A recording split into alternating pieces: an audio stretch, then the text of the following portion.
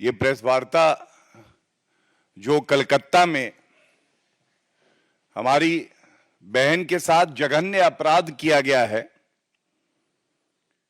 और उसके बाद जिस तरह से एक तरफ तो सीबीआई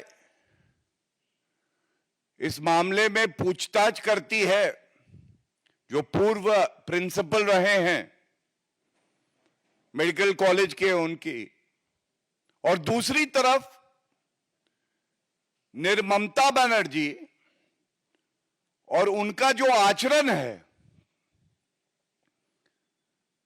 आज पूरे देश में उसको देखकर आक्रोश है।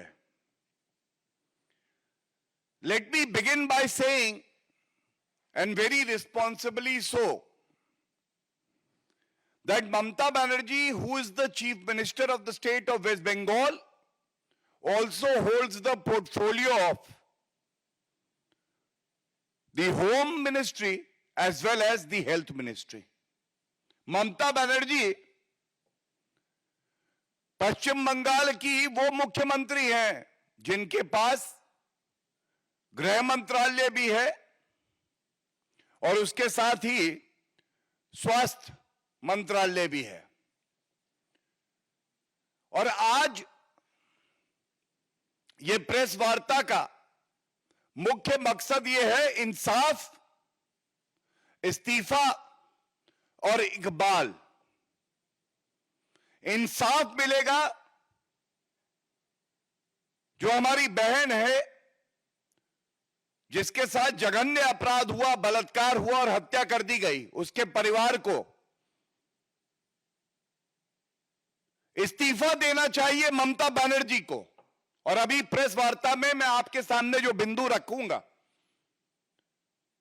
ये प्रेस वार्ता हम जरूर कर रहे हैं लेकिन आज ये जनता की आवाज है जो पश्चिम बंगाल से लेके हर प्रदेश में जो आम नागरिक है, जो महिलाएं हैं, जो डॉक्टर हैं, जो अधिवक्ता हैं, आज सब आक्रोशित भी हैं, आंदोलित भी हैं।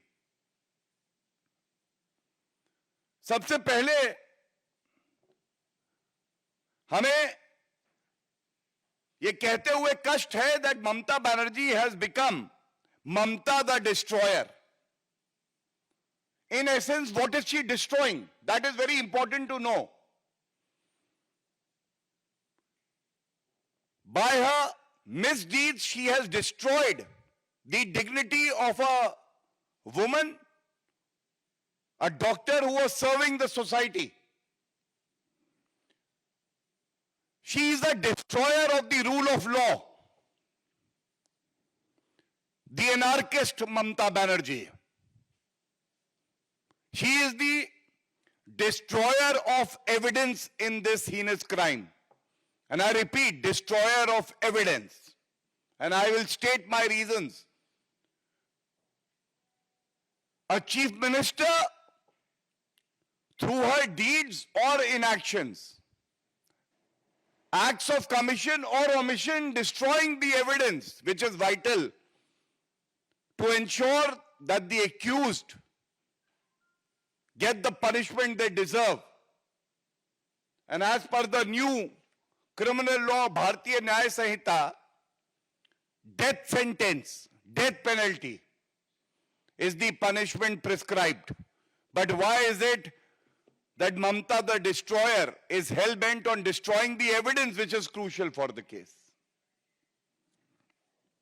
And last and most importantly, the destroyer of the constitution of our country. मैं अगर हिंदी में कहूं तो एक तरफ ममता बनर्जी हैं जिनका नाम अब निर्ममता बनर्जी रखा हुआ है सबने। ये अपराधियों के साथ खड़ी हो सकती हैं जो पूर्व में प्रिंसिपल था, जिसकी जिम्मेदारी बनती थी कि सभी बच्चों को जो डॉक्टर हैं उनकी रक्षा करे, उसके खिलाफ कार्रवाई तो दूर की बात है, उसको रिवॉर्ड करती हैं, ये उसके साथ खड़ी होती हैं। और ये नष्ट क्या करती हैं? ये नष्ट करती हैं एक महिला की अस्मिता को नष्ट करती है, ये संविधान के प्रावधानों को जिसकी इन्होंने शपथ ली है कि मैं बचाऊंगी, नष्ट ये करती है कानून का जो राज होना चाहिए उसको, और नष्ट ये करती है जो तथ्य और साक्ष्य सबसे जरूरी है इस केस में उनको। हमारी बहन जिसके साथ ये जघन्य अपराध हुआ है, आज सभी चैनल भी दिखा रहे थे, ये कहना गलत नहीं होगा कि वो वीर थी। उसने अपनी अस्मिता को बचाने के लिए संघर्ष किया, लेकिन ममता बनर्जी का कानून का डंडा नदारद था। ममता बनर्जी दोषियों के साथ खड़ी थी, और मैंने जब कहा था इंसाफ पीड़िता मृतक परिवार को, इस्तीफा ममता बनर्जी का, और इकबाल कहा था, इकबाल वर्दी का, जिसको नष्ट करने वाली ममता द डिस्ट्रॉयर फिर से हैं।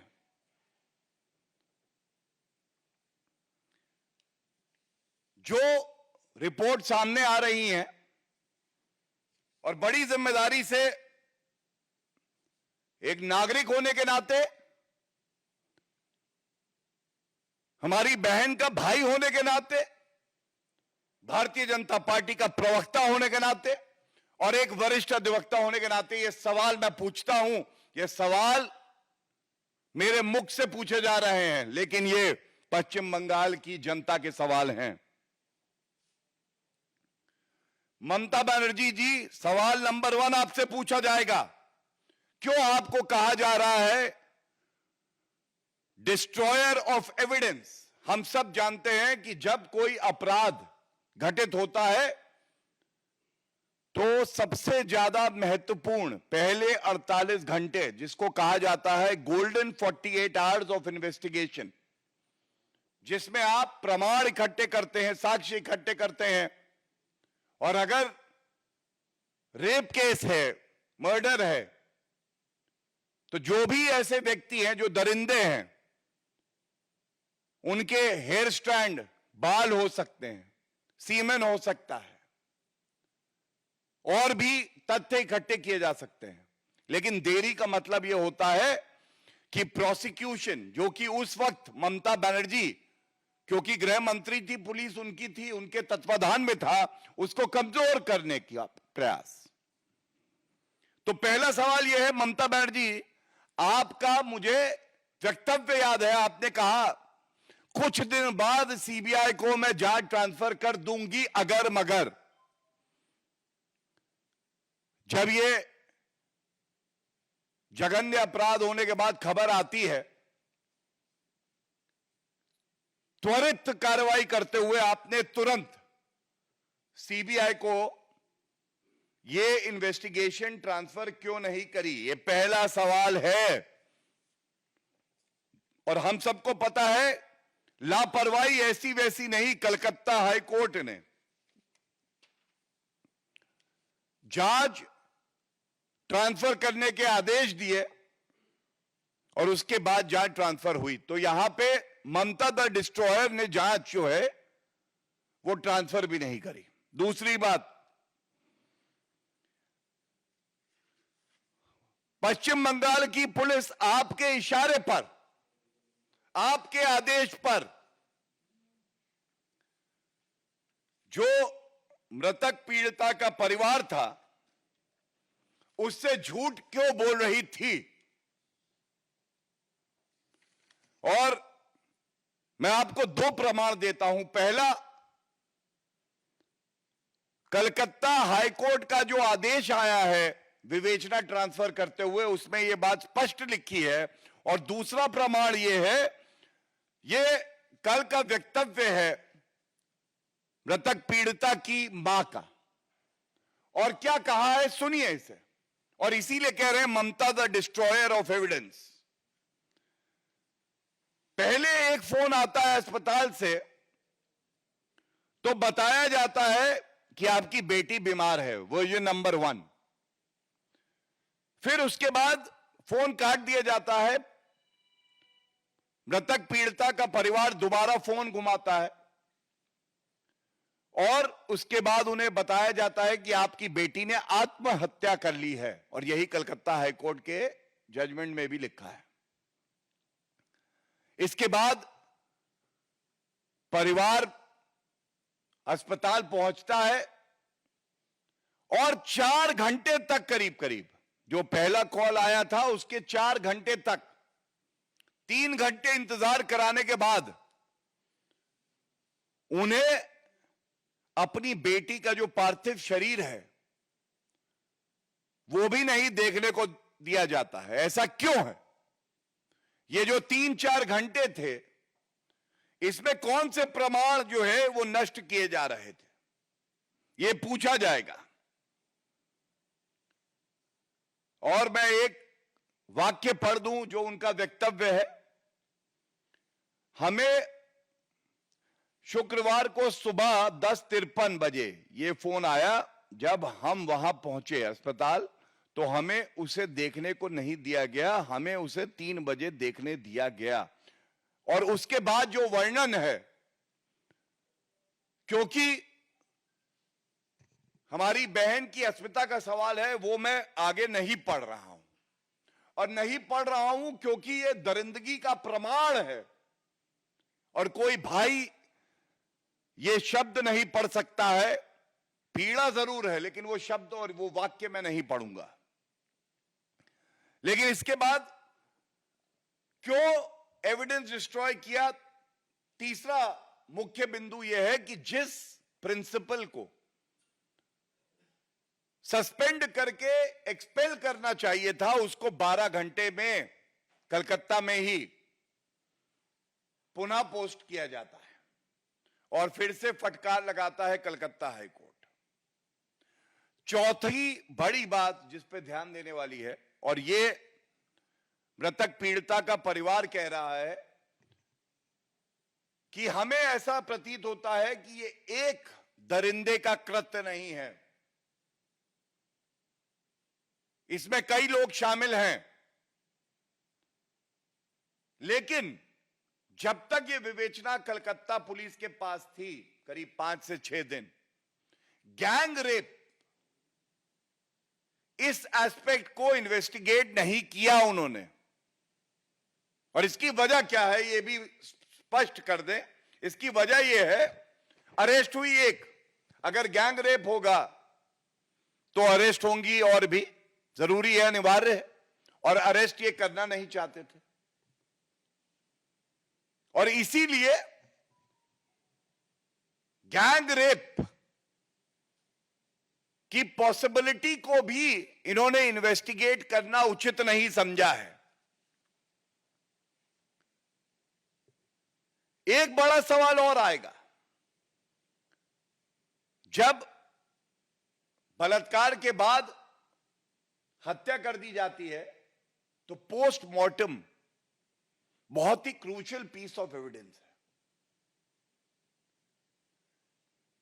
पोस्टमार्टम जो है, कलकत्ता में कई अस्पताल हैं, सरकारी भी हैं, किसी और अस्पताल में नहीं कराया गया कि एक न्यूट्रल टीम डॉक्टर्स की पोस्टमार्टम करे।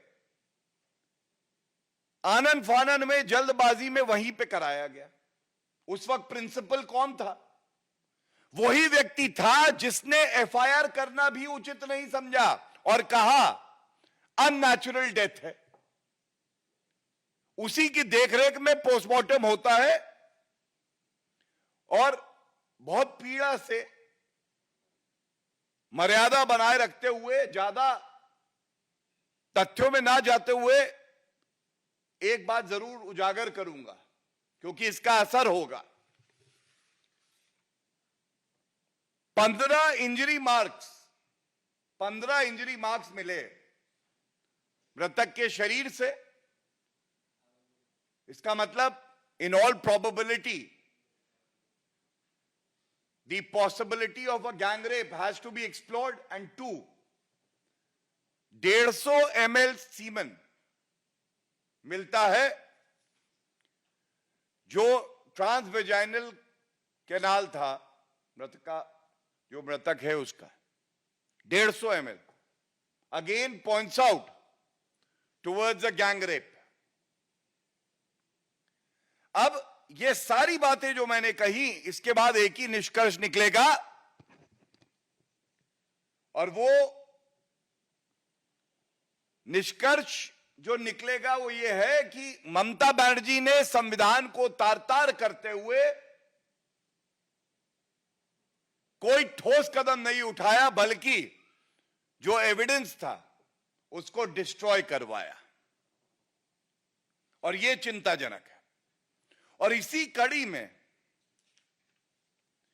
एक बात और उठा दी जानी चाहिए। आप ममता द डिस्ट्रॉयर, निर्ममता बनर्जी की बेहूदगी और बेशर्मी देखिए। एक मार्च निकालती हैं ये देखिए, एक तस्वीर है, पूरे देश ने देखी और शर्मसार हुआ देश। ये मार्च किसके खिलाफ निकाल रही हैं? There is no law and order in West Bengal, and there is a complete disorder inside Mamata Banerjee's head. एक मुख्यमंत्री जिसकी ये जिम्मेदारी है कि कानून व्यवस्था बना के रखें, वो हमारी बहन को बचा नहीं पाई, दरिंदों को पकड़वा नहीं पाई, और उसके बाद एक मार्च निकालती हैं बेहूदगी का, बेशर्मी का। मैं बेशरम ममता बनर्जी हूं, मुझे शर्म नहीं आती है। सवाल पूछा जाएगा कि अगर आप ये मार्च निकाल रही हैं तो ये तो प्रमाण है कि आपको इस्तीफा तुरंत दे देना चाहिए।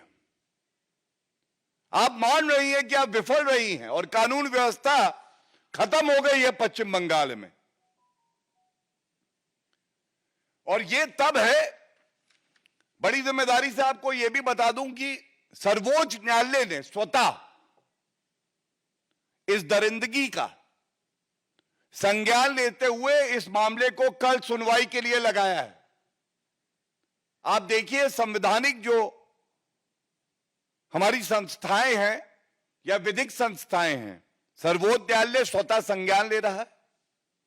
हाईकोर्ट के आदेश के बारे में मैंने आपको बताया ही है, और ऑनरेबल गवर्नर ने जो बयान दिया है वो चिंताजनक है। The governor of West Bengal has said that it seems women in West Bengal are not safe। और यह तब है जब एक महिला मुख्यमंत्री है। नेशनल कमीशन फॉर वुमेन, उन्होंने नोटिस जारी किया है, लेकिन बेशर्मी की हद यह है कि मैं कुर्सी से चिपकी रहूंगी, इस्तीफा नहीं दूंगी, चाहे मैं पश्चिम बंगाल चला पाऊं, जनता की सेवा कर पाऊं, महिलाओं को सुरक्षित कर पाऊं या नहीं, मैं कुर्सी के साथ बनी रहूंगी। इसके बाद एक और महत्वपूर्ण बात मैं कहना चाहता हूं। जब ऐसा जघन्य अपराध हो और जो विपक्षी दल हैं वो ओछी, घटिया, हल्की और सस्ती राजनीति करने लगे, तो जनता इनको माफ करेगी नहीं।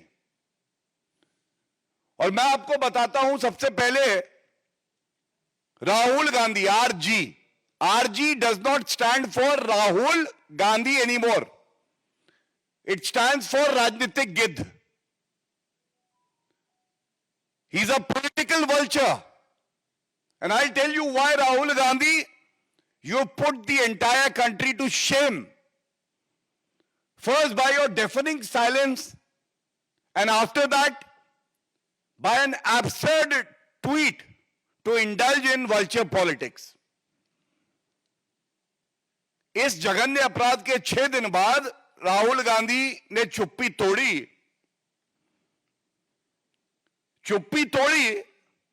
लेकिन उनका एक ट्वीट जो आया उसमें उनको, ये जो राजनीतिक गिद्ध है आरजी, इनकी उड़ान में इन्होंने पहले ये देखा कि अगर मैं ट्वीट कर रहा हूं तो मैं भाजपा शासित राज्यों की महिलाओं के बारे में ट्वीट करता हूं, क्योंकि अगर गैर भाजपा शासित राज्य हैं और उनकी अस्मिता को ठेस लगती है तो वो इतनी महत्वपूर्ण नहीं है, क्योंकि कुछ वोट वहां से मिल जाएं।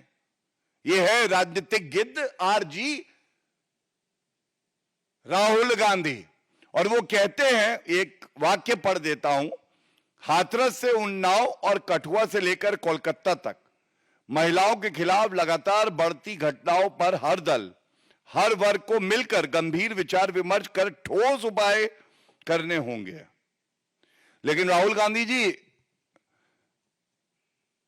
मैं ओछी घटिया राजनीति नहीं करूंगा, केवल एक बात कहूंगा, ये जो इंडी अलायंस शासित राज्य है इस पर आपने कोई टिप्पणी नहीं करी, और कांग्रेस शासित राज्य भी है, लेकिन अभी मैंने कहा बड़ी जिम्मेदारी से मैं ओछी घटिया राजनीति आपकी तरह करने में सक्षम नहीं हूं, इसलिए इस मुद्दे को मैं हल्का नहीं बनाऊंगा। लेकिन जहां आरजी, वहां पे पीवीजी भी थी। पीवीजी राजनीतिक गिद्ध के भी आगे निकल गई। उनका एक ट्वीट मेरे हाथ में है। उन्होंने कहा है, कोलकाता, बिहार, उत्तराखंड और यूपी में महिलाओं के साथ हुई क्रूरताओं ने पूरे देश को झकझोर कर रख दिया है। आप ध्यान दीजिएगा, फिर से वही ओछी घटिया राजनीति, लड़की हूं, लड़ सकती हूं, लेकिन दिखावा भी करूंगी लड़ने का तो भाजपा शासित प्रदेश हो या मजबूरी ऐसी हो कि जो मुंह में दही जमी है उसको हटाकर बोलना पड़े, तो मजबूरन ये 16 अगस्त का इनका जो है वक्तव्य है। इसके साथ अखिलेश यादव, ये डीएनए वाले हैं, ये बताते हैं कि डीएनए टेस्ट करो, ये विक्टिम शेमिंग करते हैं, पीड़िता को शर्मसार करो। आरोपी है तो वो तो सपा में ही होगा, उसको तो बचाना है, चाहे वो मोहित खान हो, चाहे वो नवाब सिंह यादव हो। तो ये विक्टिम शेमिंग में विश्वास रखते हैं और इसीलिए जनता ने इनको लताड़ा था। ये सत्ता तक पहुंचना चाहते हैं, लेकिन जनता इनको ऐसा सबक सिखाएगी कि ये भूल जाएंगे कि इनके मुंह से डीएनए टेस्ट और डीएनए टेस्ट करो, इस तरह के गैर मर्यादा वाले बयान निकले।